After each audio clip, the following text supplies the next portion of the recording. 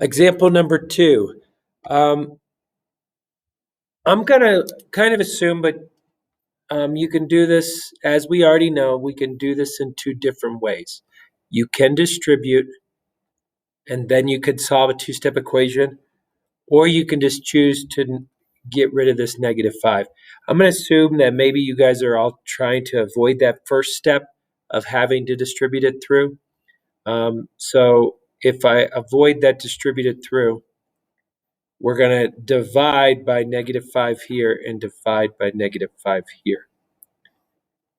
We're going to get S plus 30 equals -17 divided by -5.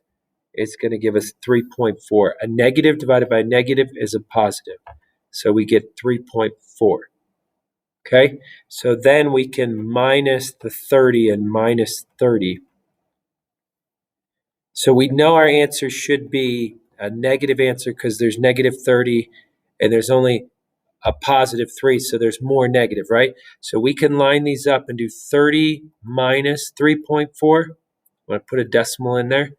We'd have to borrow to solve this out, but we're going to end up getting 26.6 as the answer. I just did that in reverse order by saying, what do I need to, what would I add to 3.4 to get it back to 30? And I put 26. So we're going to have a negative 26.6 as our answer. Don't believe it? Plug it back in. Plug it back in and see what you get. Okay, in case you didn't do it this way, you can continue to watch. If you went ahead and distributed that out,